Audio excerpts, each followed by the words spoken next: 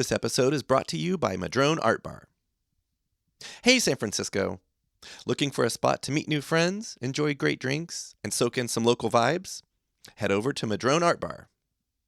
At Madrone Art Bar, art, music, and drinks come together as one. It's not just about those post 9 p.m. dance parties. It's the perfect place to meet your neighbors and make your own story. Try their everyday cocktail menu, featuring 22 unique cocktails, 12 rotating Northern California drafts, and 22 bottles and cans. Plus, enjoy free music daily from 6:30 p.m. to 8:30 p.m. Live piano, guitar, rock, jazz, and DJs. There's something for every taste. During happy hour, soak up the vibrant atmosphere, laugh with their funny bartenders, enjoy free music, and watch local sports teams on TV.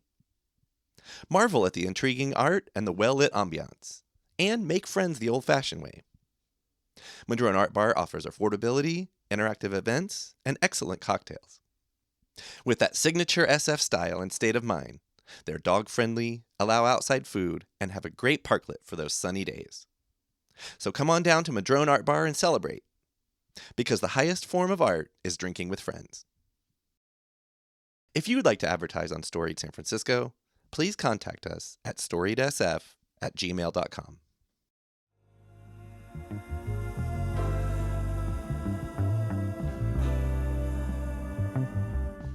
And now they come in here. You know, these poets and these writers who I've admired for so long are here. And it's like one of the proudest moments for me when they come in here and they see their book.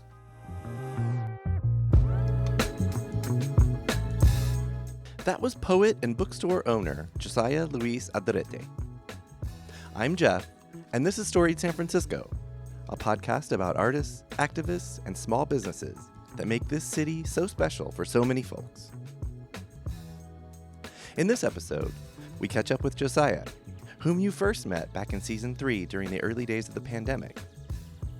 To say that Josiah has been busy is an understatement. Here's part 1 of my conversation with Josiah Luis Alderete. I thought it'd be cool to pick up where we left off. You were still working at City Lights. Yeah. Well, yeah. I mean, funny. You might have had it in your mind, but you didn't have this place then. No. It was we could talk about that, but yeah, there's definitely the other thing that made me laugh too is that when you all took the photo in front of Doggy or Alley Cat, you know, it was that none of that had happened yet. Right. Yeah. So that's pretty cool. Okay. It's a little freaky. Facebook has been sending me my memories lately. Oh yeah. You know, because they do that. Otherwise, you don't have them. Right. And it's been freaking me out. Like 4 years ago, it's like all these things start popping up now, and yeah, man. No, it's been an interesting couple of years. All right, you want to take us through that? Let's. I can kind of precisely, or at least jog your memory about when that was. It was a question for me. I think this is we were very much in the, is it open? Is it closed? Is it shut down? Is it not? You said City Lights was open, but y'all had just done all your social distancing, rearranging, and stuff that. That was fun doing that there. Yeah, Yeah. I mean, we were recording on Zoom. I could kind of tell you were both serious and a little bit oh yeah, because you said you liked it. You said you liked the changes, and I'm like, yeah, we. I think what I meant maybe by the changes is this is going to make me sound awful.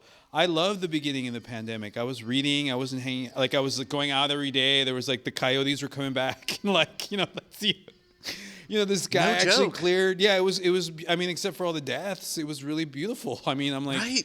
I remember, I read Master and Margarita for the first time. And, I'd get up every morning and yeah, but then, we and then City Lights basically, when they opened back up, we opened back up with the mask, things and kind of the way everyone was used to it. And but I mean, being back there it just made me so happy after, even as much as I enjoyed my time, with my cats and nobody else and, just being out by the water and all that.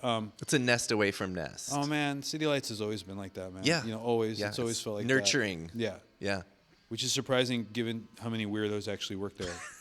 But it's that's another podcast. Yeah, man, that's there's a series. I mean, those weirdos are families, so, Sure. I know. But yeah, there's There's something to that place, man. It's very special.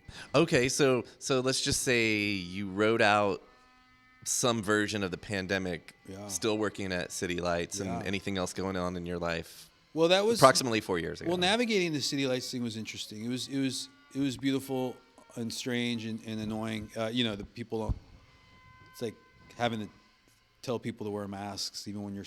It's an interesting thing to do. In the liberal lefty town of San Francisco. Oh man, we would get an earful. I mean, so that was an interesting way to transition back into real life, and I just have really fond memories of also doing the, probably the halfway through us going back, I pitched the idea to, I don't remember if it was Elaine or if it was Andy who worked there, about doing a poetry series out the front window. Like onto the street. Yeah, it was poetry out the window, which was, because the City Lights has the second floor, and the second floor that faces the street is basically where Paul Yamazaki's office is, and there's kind of like, the books are kind of put up there too, but there's this window that you open that basically is directly over the front door. So you poke your head out and it's like, it's Columbus, it's Columbus right there. You can see it. So that for me, I mean, during the pandemic, like being able to do that. So, we had. So y'all did do it. Yeah. Oh yeah. No, it was, we had the first reader was of course Tongo Eisen-Martin. We had Barbara Jane Reyes. We had Alan Chazarro. We had Oscar Bermeo. We had Leticia Hernandez Linares. It was like, I think we were doing it monthly. Okay. Or maybe even every couple of weeks. But it was really, for me, that's one of my sweetest memories there, because it was also, people were like, you could feel the pandemic kind of weighing on folks and stuff like that. And the interaction, the lack of contact, you felt that too. But then, all of a sudden there's this poet out the window and you'd see people like, this joy. This woman came in last week, man, and I thought she was a regular customer coming in, and at the end she goes, one of the things for me that really helped me during the pandemic was the poetry in the window, and I was like, what poetry? Wow. Oh, from and she's like, I would, and we would live stream it, and that was beautiful because everyone saw it from all over. But for me, it was like the people that were walking up, and like would see it or hear it.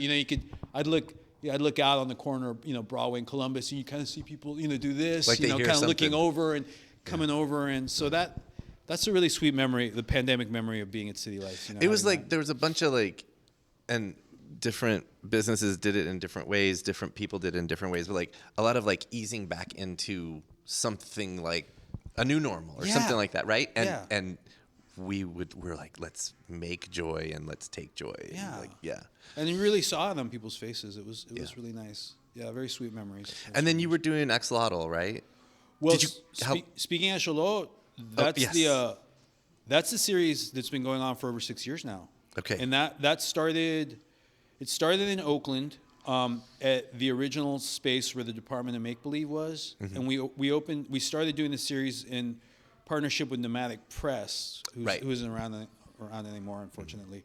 But they were always doing really cool stuff, man. And they had this thing called the Incubator Program where they were offering their space to folks that wanted to do readings or workshops or whatever. So I pitched the idea to J.K. Fowler, I want to do a Latine reading series. He's like, he loved it, and we started it there. And basically this is pre-pandemic, yeah? Pre-pandemic. And to our credit, which is amazing to me because we're all such low-tech weirdos, like when the pandemic hit, and I checked, we were like the first series to actually go online, like to do Zoom. And I ended up really hating Zoom. But in the beginning, it was like, oh shit, this is amazing, but it was very like speaking Axolotl style. So basically I think we found one of these giant big screen TVs that someone had on the street. One of the readers brought like some gadgets, some wires, and then we basically had the reading series in the parking lot where Nomadic Press was with a big screen TV. So it was like, I love that. It was very rasquache. It was very low budge in a beautiful way. Like a drive-in. Yeah, exactly. Drive-in. But I'm assuming poetry. folks on foot, right? Oh yeah, pulling up and just be like, looking for a while and then leaving and. But that was a lot of fun. And speaking of Axolotl, when we took the bookstore over, basically we brought it back here. Okay. So it's been here since we opened, third Thursdays of every month, which for me was really beautiful because honestly that series, was really inspired by the literary happenings that were here in the Mission. So like the Lunada, when the Galeria de la Raza was on 24th and Bryant, they had the Lunada series that was just so influential to so many poets. When this was Alley Cat, there was the Voz Sin Tinta series, which was started by Alejandro Murgia when he was poet laureate of these United States, of San Francisco, I should say. So, that was an inspiration for Speaking Axolotl. There was a series at La Reina Bakery called the Pan Dulce Poets, where they would do these monthly readings in the bakery surrounded by Pan Dulce, with a paleta cart as your podium. They put a serape over it, I love that. That was started by Ricardo Tavares. So Speaking Axolotl was inspired by those series, So coming back here, bringing it here, just felt really good. It came back here just like you did. Yes. And just like this. Yes. Place I came back. that we're in. Yeah, I was evicted during the first wave of the gentrification, way back in the 90s. 90s, yeah. Yeah, and I was never able to financially afford to move back here in my neighborhood. So being here with the bookstore is so special, and it also feels like a particularly strong fuck you. Yeah. So like aquí estoy todavía, it's like, so yeah. But this is home. Yes. Yeah. This is definitely home. All right. So anything else before we get to the bookstore between, I don't know, let's just say like 2021 or, anything major in your life you want to tell folks about before we get to this place we are? The bookstore is pretty much it at the point. When it opened, that was pretty much everything else stopped. Yeah. Well, let's hear that story then, Josiah. Yeah, everything else stopped. The portal, we refer to this place as the portal. So okay. Once the portal opened, I was pretty much here, Yeah, and yeah. I mean, how long had this been in your head and your heart? Oh no, it wasn't.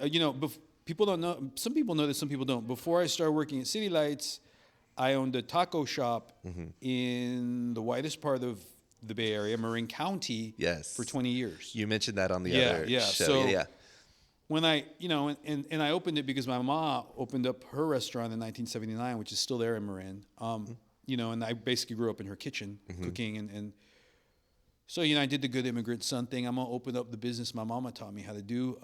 But I opened it in Marin because I thought name recognition and whatnot. But, at the end of those 20 years, and to be honest, I mean, I fed familias, man. There's a really beautiful community. It was in Fairfax, which is, back then it was still very much like a hippie town. Okay. Very strange, beautiful place. A lot of really good families.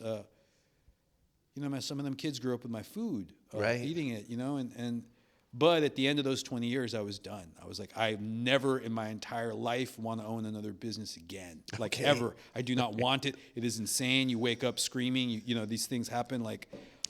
Never. So I'm gonna be a book hustler. This is my thing. This is what I'm gonna do. I'm happy. Okay. And then one day I was here when it was Alley Cat, and Kate Razzo, who owned it and has owned bookstores in the Mission for years. She owns Dog Eared. She owned Alley Cat. She owned Phoenix Books. She owned. Is that up in Noe? Yeah, Phoenix? she owned that one too. Yeah. So I thought so because they all had the same exact, kinda, like the wood print kind of graphic. Yeah. So I was in here, and over the years I've been putting on events for Kate. Mostly poetry stuff back here. But she had mentioned at one point, hey, she took me aside and said, I'm thinking of possibly selling this space. If you know anybody, let me know. And you still worked at City Lights at this point? City Lights, man. Yeah. But, and Kate said that, and I was like, damn it. It's like they roped you back in. I knew that I didn't have a choice. Yeah. I did not have a choice. Yep. Like there was nothing.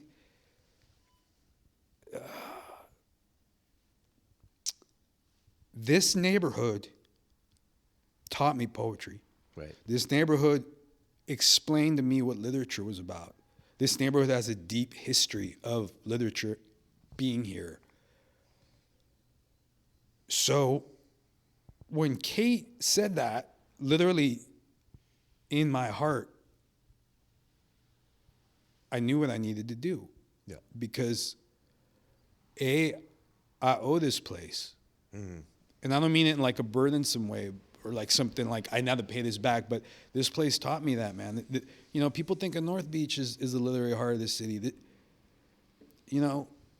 Be that as it may, all due respect to City Lights being there, but this neighborhood is where the first Latino poet laureate of this city comes from, Alejandro Murgia.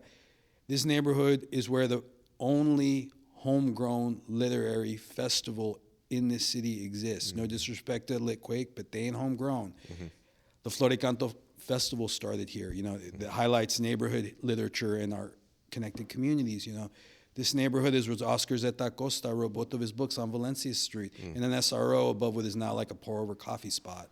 Right. You know, this neighborhood is where the poets from El Salvador and Nicaragua came here when the U.S. was fucking with their fucking lands and basically revitalized the neighborhood with their words, their cultura. They also politicized it. You know, folks, after they came back here, Alejandro Murguia, Roberto Vargas, Daisy Zamora, all poets from the neighborhood, went back to Nicaragua and El Salvador to fight these motherfuckers, not with words, but with guns. Right. You know, and I know all this. Café Bohème, you know, where I first saw QR Hand Read, where I first heard Alfonsito Textador.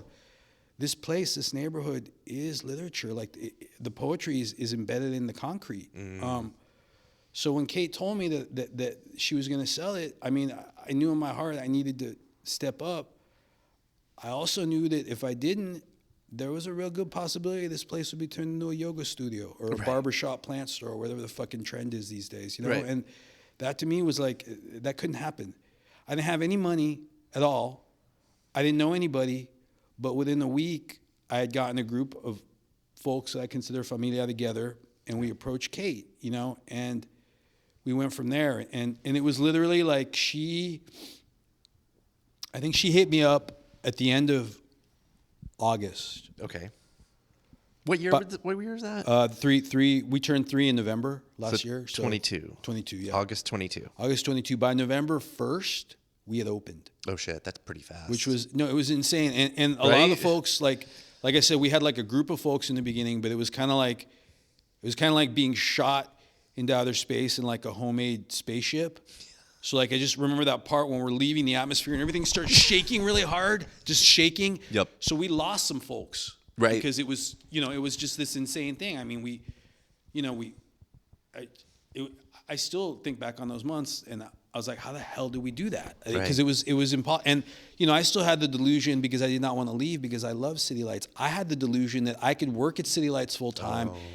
And then when I'm done, come here and work full time. So the entire time we were getting this place ready to open, I was still working at City Lights full time. Wow. And it was insane. I mean, that's a hustle on steroids. It was a hustle on a hustle on a hustle on steroids. It was so, but you know, we did it. We got it together. We gave Kate back 8 tons of books because part of it was to price the price down. So me and Tom, my bookstore sister, and the reason this place looks so beautiful is because of her.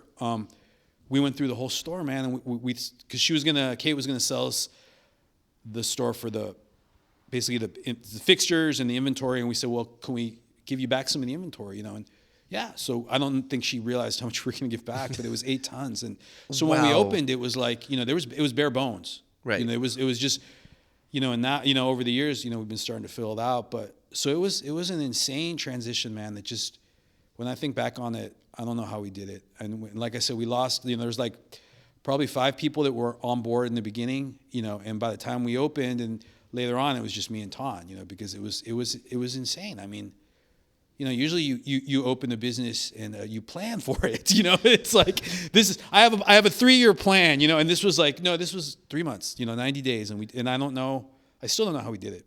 I'm guessing, just from what you're telling me, I'm guessing that you were being led, or at least it started with your heart. You're like, in a big way. I know in my heart we have to do this. Yeah. And you just kind of figure the brain shit out later, right? Yeah, right? Exactly. Yeah. No, exactly. And I did get mad at my heart probably halfway through it. You know, I was furious. Like, what are you doing to me? You know, and it was your brain got mad at your heart. Yeah. Your heart's like, what did I do? Yeah. No, it was. God, no, and I don't want to like. I can't overemphasize how scared I was. Yeah. You know, and how much I say this, I have so much love for this, but I didn't want to do it. Right. You know, I didn't, but there was no choice. You know, it was like, you know, there just wasn't any other possibility, you know, and in my head, I was like, damn it, Kate, we don't want you to, you know, but, you know, we had to. I mean, there was also, again, talking about the history of this neighborhood, it's a chance to become a small link in that chain. Yep. You know, and to pay back these people that have done so much for me, you know, and now they come in here. Yeah. You know, these poets and these writers who I've admired for so long are here. And it's like one of the proudest moments for me when they come in here and they see their book. Yeah. Oh, yeah. You know, and it's Yep. like, damn, bro, like this is okay. So, yeah, it was a crazy period, very emotional, very, very like a lot of heartrending. You know, I'll never forget when I had to. I think of the first week that we opened officially. You know, I was still doing the City Lights and coming here, and then you know, that day, I think by the second or third day being here, I'm like, I can't do them both. I have to. This is my baby now. I have to be here. You know, so I was working at City Lights the next day, and I went in.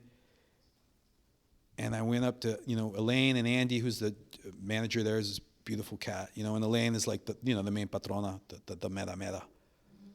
And man, I had to go tell them that I couldn't do it. And I started just crying, man, and bawling. And like Elaine started crying. It's a loss, Andy started right? crying. It's I mean, it's a change. that was it's a family. loss. I mean, they are family, you know? Yeah, and so it was very hard. It was very hard to make that choice, but I knew I had to. But it was a heavy thing, man. You know, and it still weighs with me. I miss having dental. Oh shit! You know, you know. But there's all those other things. But you know, City Lights has been so supportive of the space. I was gonna assume, but you know. Yeah, no, they're you know we're like the little one, you know, in a lot of ways, el chiquitito. So you know the Mission Annex. Yeah, the Mission Annex. Although that makes you sound really small, but no, you're well, this you place know, is. we fit a surprising amount of stuff in here. But Yeah. But yeah. So can you take listeners through, because the way that this bookstore is set up, like we're recording in the back, which is currently a gallery. Yeah. I know there's events back here, that kind of thing. Yeah.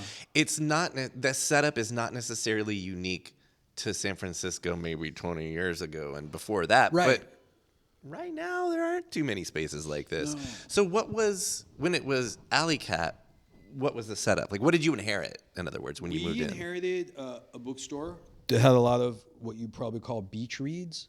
Okay. You know, like very popular books, a lot of stuff like that. We inherited a gallery that was basically this entire space was the art section. So this was all like basically art books.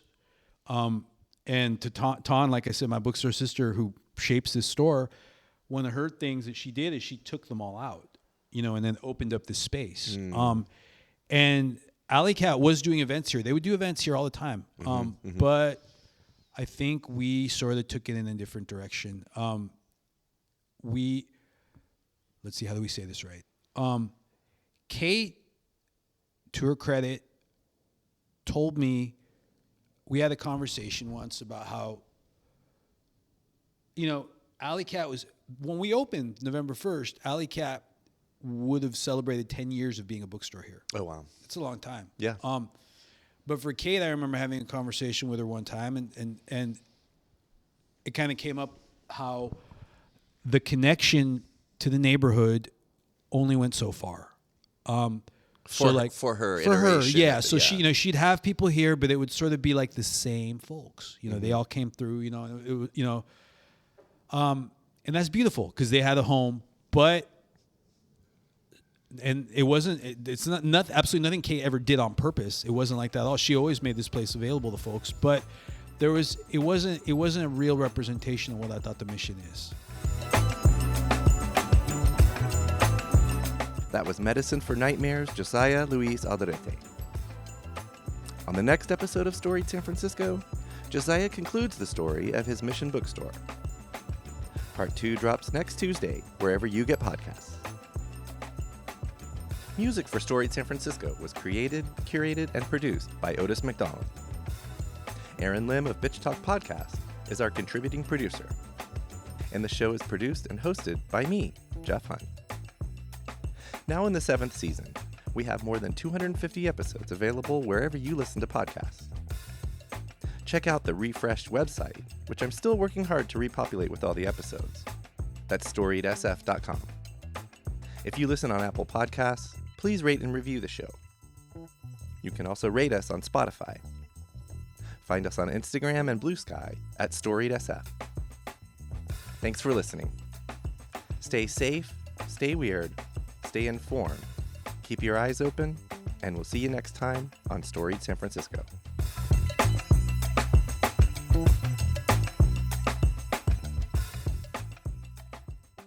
We acknowledge and respect the first humans of the unceded land we call San Francisco, the Ramaytush Ohlone. We condemn the genocide of these and other tribes across the Western Hemisphere. We honor their legacy and history, and we support rematriation and sovereignty efforts. This podcast is a proud member of the BFF.FM podcast network. Learn more at podcasts.bff.fm. BFF.FM, best frequencies forever.